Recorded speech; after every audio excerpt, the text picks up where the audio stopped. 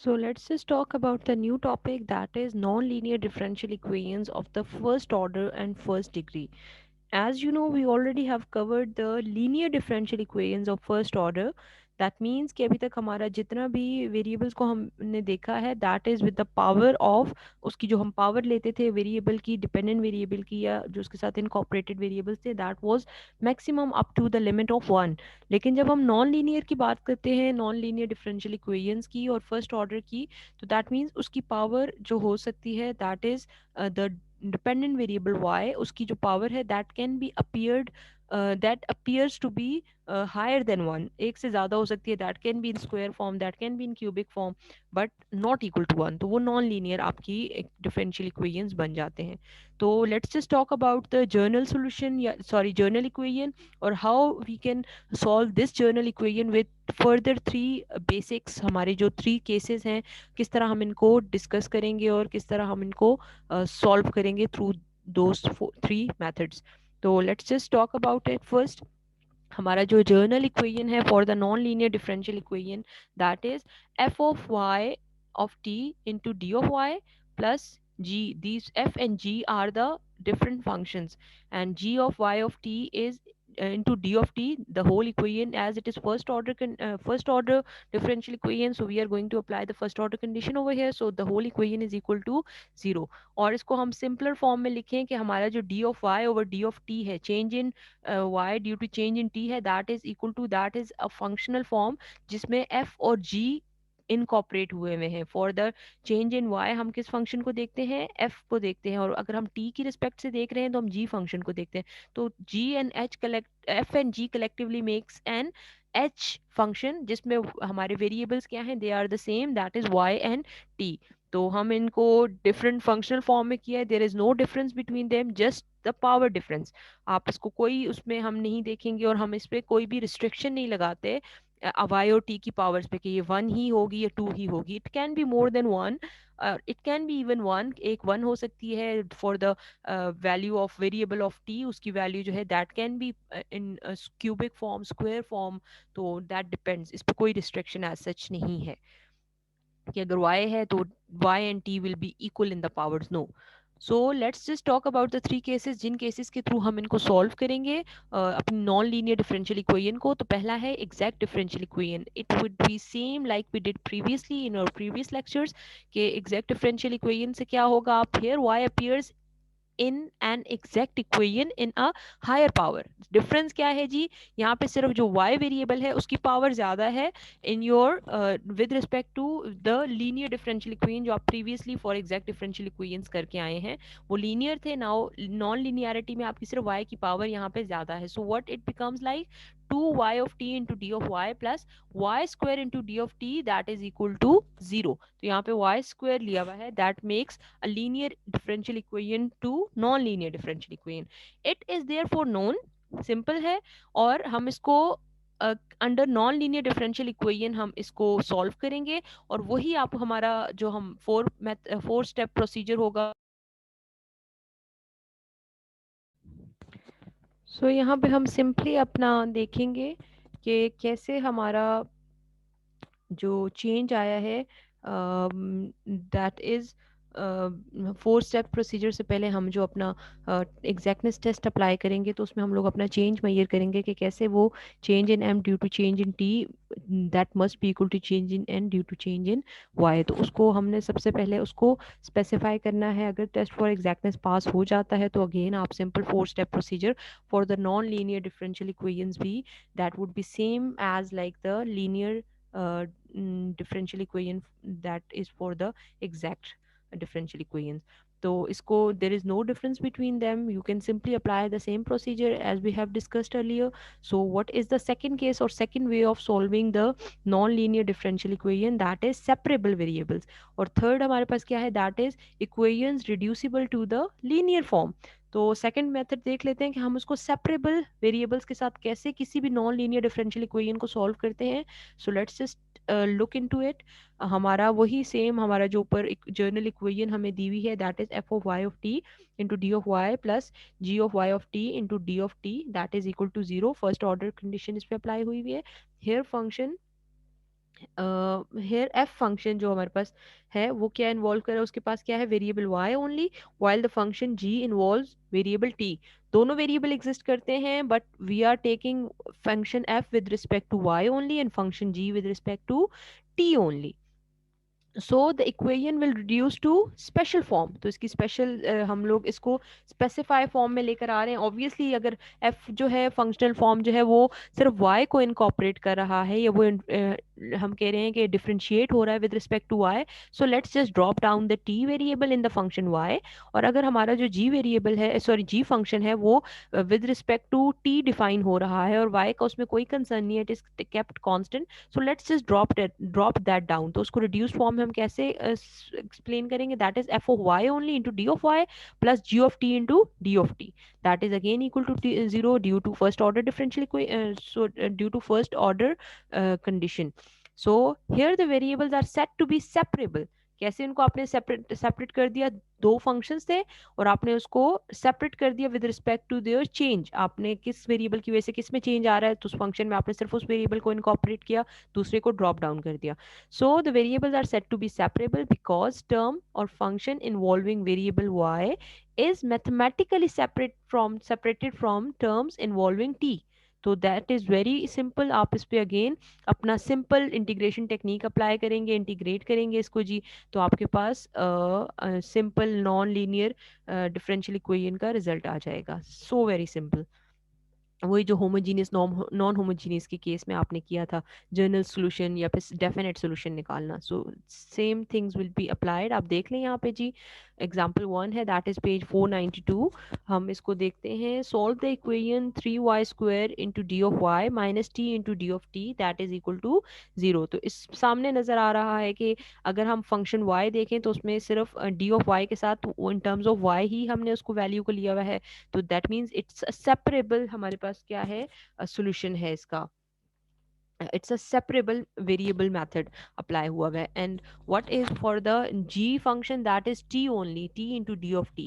so हम इसको अपने उसके लिए रीराइट करते हैं, जो minus T of D T है उसको इज इक्वल टू किस तरफ ले जाते हैं, so what it becomes 3y² into d of y is equal to t into d of t. तो दोनों तरफ सिंपल इंटीग्रेशन अप्लाई करें जी, कोई इसमें हुक एंड क्रूक रूल नहीं है। So what it becomes now, आप इस तरफ भी जब इंटीग्रेशन अप्लाई करेंगे 3y² into d of Y, तो उसका आंसर आपके पास क्या आएगा, y³, ये पावर जो है 2+1 हो जाएगी और डिवाइडेड बाय 3 हो गए तो 3 3 के साथ कैंसिल, तो और उसके साथ c1 आपके पास रह जाएगा।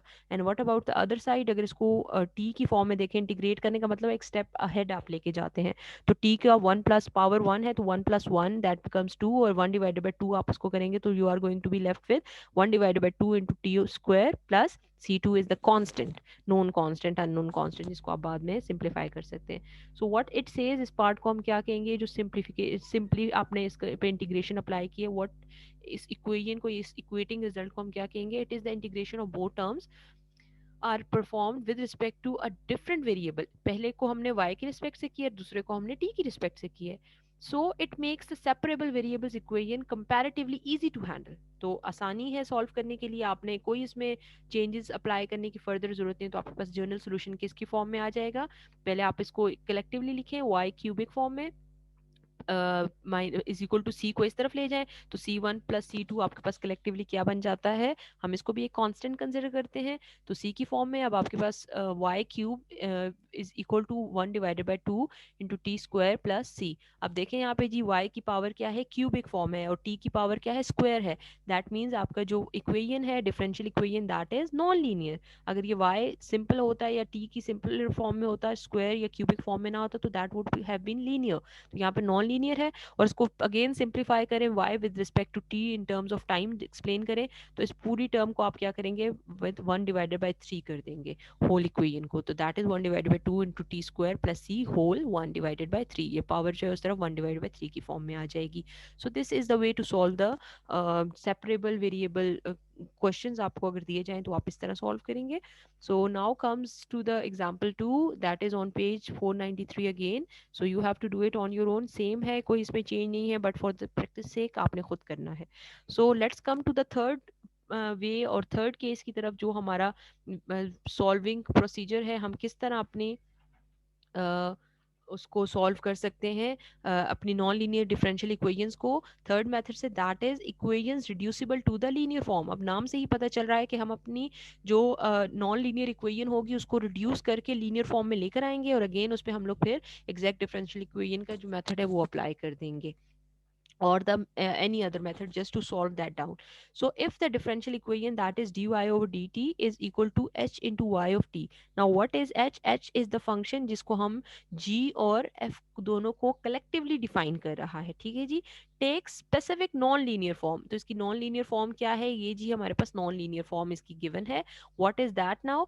That is d of y or d of y divided by d of t, change in y due to change in t, plus r of y, that is equal to t of y into power m.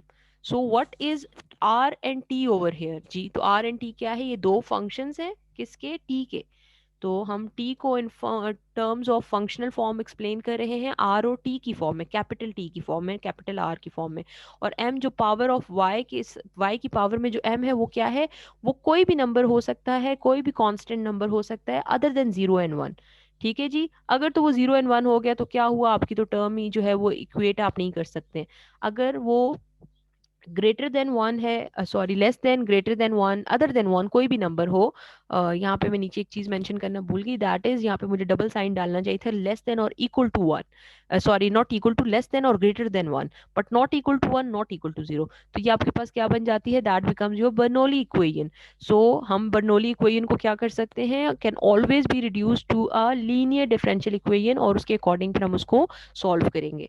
So what it says now, हम सबसे पहले reduction procedure क्या करते हैं, start करते हैं, और जो कि बहुत सिंपल है, रिलेटिवली सिंपल है, with the exact differential equation का जो प्रोसीजर है उससे।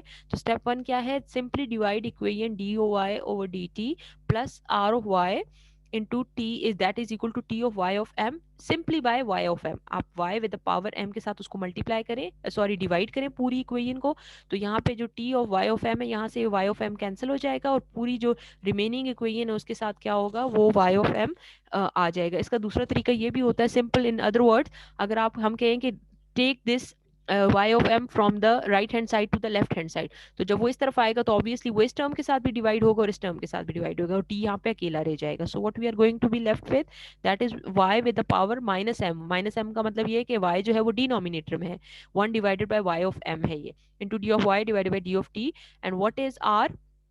आर विद वाई, आर के साथ ऑलरेडी वाई एग्जिस्ट करता था, दैट मीन्स वाई की पावर क्या थी? वन थी। तो जब हम ये बेस में से पावर, जब आपको अगर याद हो कि हम कब जब भी अपने लगाते हैं, डिफरेंट रूल्स अप्लाई करते हैं, तो उसमें अगर आपको रेशो रूल में ये वाली चीज़ याद हो, अगर आपकी बेस जो है वो सेम है और आपकी जो पावर्स हैं वो जो है वो आपस में डिवाइड हो रही हैं, तो दैट मीन्स आप उसको, उसकी बेस को कॉमन करके आप उसकी जो पावर्स है उनको माइनस कर सकते हैं, पहली में से दूसरी को माइनस।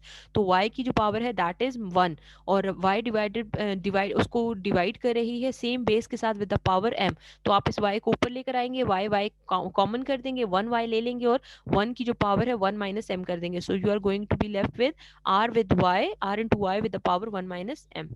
तो ये पावर रूल आपको अगर याद हो, ये सारे हमने रेशो की फॉर्म में, तो उस पर पावर रूल कैसे लगेगा, ये सारी चीजें अगर आप रिवाइज करें तो ये वहां से ली हुई चीज है। So what comes here now, we are left with this thing, और यहाँ पे हम अज्यूम करते हैं, जस्ट फॉर एन एग्जाम्पशन हम कॉमन ले रहे हैं या इसको हम कांस्टेंट ले रहे हैं। So what we are going to be left with, that is y with the power 1 minus m is equal to z। z is a constant, z can be any term, तो हम उसको simply replace करें कि y को y 1 minus m को हम z कहते हैं। so what we are going to be left with is कि इसको हम simply rewrite करेंगे, that is 1 divided by 1 minus m into dz of dt। कोई इसमें नहीं है, यहाँ पे y आपने रिप्लेस कर दिया z के साथ, और यहाँ पे आपका जो dt है, ये 1 माइनस एम कहाँ से आया जी? ये चूंकि आपका y जो है with one power 1 minus m है, तो ये यहाँ से इसकी जो पावर है यहाँ पे 1 माइनस एम में इनकॉपरेट हो रही है, प्लस r ऑफ z। यहाँ पे आपने इसको रिप्लेस किया y with the power 1 - m को z के साथ, तो आपके पास इस फॉर्म में एक आंसर आ गया. So simply multiply above equation with 1 - m into d of T. इस पूरी इक्वेशन को आपने आप किसके साथ मल्टीप्लाई कर देना है, 1 - m into d of t. तो 1 - m into d of T जब इस इक्वेशन के साथ मल्टीप्लाई होगी तो ये 1 - m भी कैंसिल हो जाएगा और डी ऑफ टी भी कैंसिल हो जाएगा. So you are going to be left with only d g over here. और यहाँ पे जब इसको मल्टीप्लाई करेंगे तो आपके पास क्या चीज आ जाएगी जी, r g into 1 - m into d of t is equal to, again आपका जो टी है इसके साथ भी 1 - m into d of T multiply करें तो आपके पास जो रिजल्टेंट आएगा ये आप इस वैल्यू को t into 1 - m into d of T को उठा के आप इज इक्वल टू के इस तरफ ले आए, जो ये जगह आ गई 1 - m into D T into d of t. तो यहाँ पे दोनों टर्म्स के साथ डी ऑफ टी मल्टीप्लाई हो रहा है, so we are going to take it common. और यहाँ पे 1 - 1 भी जो 1 - m भी है वो इसके साथ भी मल्टीप्लाई हो रहा है और इसके साथ भी है. ये आपस में सब्ट्रैक्टिव फॉर्म में है दोनों टर्म्स, क्योंकि टी यहाँ पे पॉजिटिव था, जब इस तरफ लेकर आए तो वो नेगेटिव हो गया. सो इस पे अगेन फर्स्ट ऑर्डर कंडीशन लगाएं तो that whole equation is equal to 0, जो कि इनिशियली हमारे पास था, हमने उसको दोबारा से रीराइट किया है. So now the first order linear differential equation of equation, ये जो हमारे पास ये वाली इक्वेशन थी वो हमारे पास किस फॉर्म में आ गई, ये हमारे पास y की फॉर्म में थी, हमने इसको सिंपली z के साथ रिप्लेसमेंट की थी.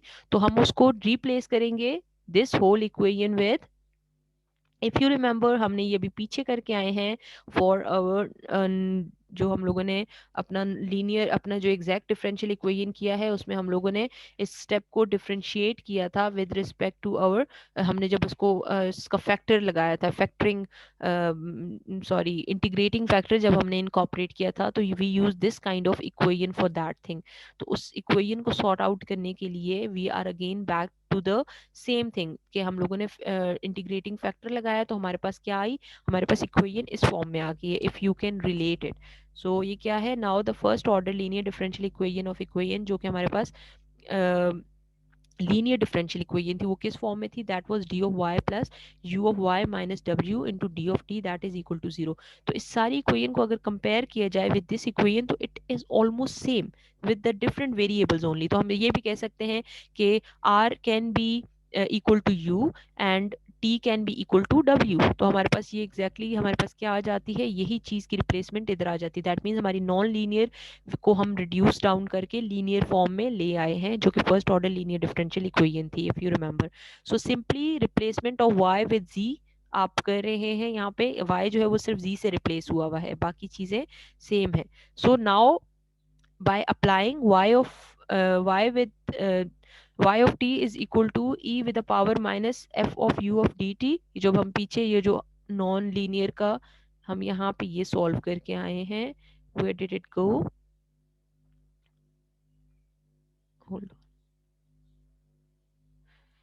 that was part of our simpler solution जिसको हम लोगों ने अपना इंटीग्रेटिंग फैक्टर में सॉल्व किया था step 1. And what was that, हमने उसको इन टर्म्स ऑफ जब हम लोगों ने वैल्यू जो थी हमारी हमने उसको इन terms of u of dt की फॉर्म में किया था, सिंपली उसकी रिप्लेसमेंट की थी. सो हमारे पास क्या बच के पीछे, we can find solution of zt. इस इक्वेशन को जो कि प्रीवियसली हमारे पास ऑलरेडी डन है, गिवन है, उसको हम लोगों ने सिंप्लीफाई किया है और उसमें से हम z ऑफ t को फाइंड कर सकते हैं and substitute z back to y by reverse substitution method. और z की जो वैल्यू है जो भी आएगी उसको आप अगेन y के साथ करें, as y was equal to z was equal to y with the power 1 - m. तो आप उसको उसके अंदर इजीली उसकी रिवर्स सब्सटीट्यूशन मेथड से उसकी वैल्यू निकाल सकते हैं.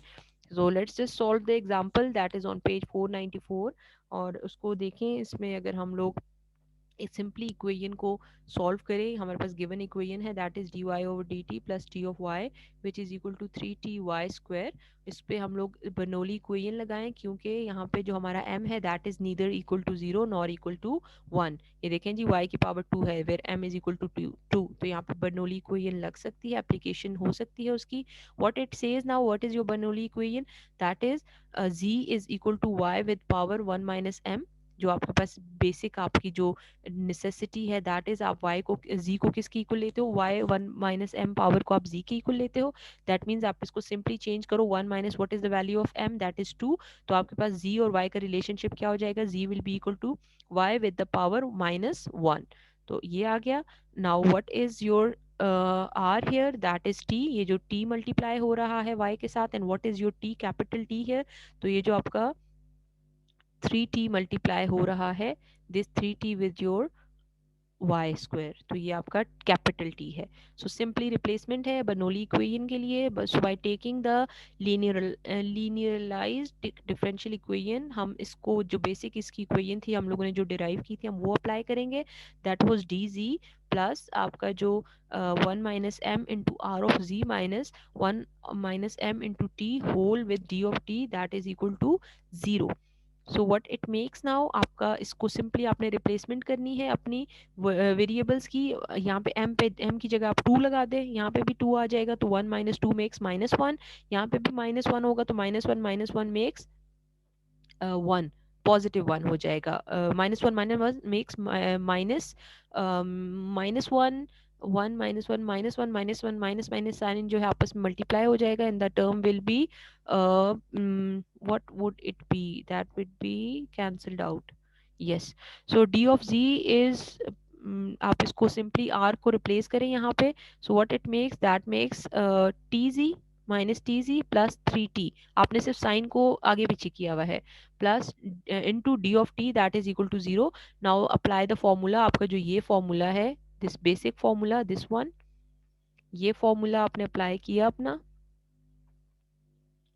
So what it makes now, y of t is equal to e exponential with the power minus integration of u of dt into a plus integration of w into e exponential with the power integration of u of dt into dt। तो हमारे पास क्या आता है, simply y of t क्या हो जाएगा, आपके पास d of z of t है, और आपका जो a है एक्सपोनेंशियल, a एक्सपोनेंशियल है वो आपके पास रिजल्टेंट किस फॉर्म में आएगा, 1 divided by 2 into t square plus 3। इस सारे पे आपने क्या की, अपनी इंटीग्रेशन अप्लाई की। so what we are going to be left with now by reverse transformation, ये आंसर आपके पास आया है, इस पे सिंपली आप रिवर्स ट्रांसफॉर्मेशन लगाएंगे, that is reverse substitution method. तो आप z की वैल्यू को रिप्लेस करें विद y, तो what was z, that was equal to y with the power -1। तो उसको हम क्या करेंगे, as it is the negative sign, तो हम इसको क्या करेंगे, रेसिप्रोकल लेंगे जी टी का। सो क्या हमारे पास रिजल्टेंट आएगा, जो हमारे पास ये y z की वैल्यू है, हम इसका रेसिप्रोकल, दैट मीन्स कि हम इसको ऑपोजिट लेंगे, अगर वो न्यूमिनेटर में तो उसको डिनोमिनेटर में उसके आंसर को लेकर जाएंगे, अगर वो डिनोमिनेटर में तो उसको न्यूमिनेटर में लेकर आएंगे, तो that will be the reciprocal. So y of t आपके पास क्या बन जाता है जी, 1 divided by a into the exponential of 1 divided by 2, 1 divided by 2 into t square of +3। So it's the desired solution, और आपके पास क्या आता है resultant, solution is said to be the general solution due to the presence of arbitrary constant a। obviously यहाँ पे आपके पास a is the c और उसकी कोई स्पेसिफाइड वैल्यू नहीं है, सो ये जर्नल सोल्यूशन है, जब इसकी वैल्यू होगी तो that will be the definite solution.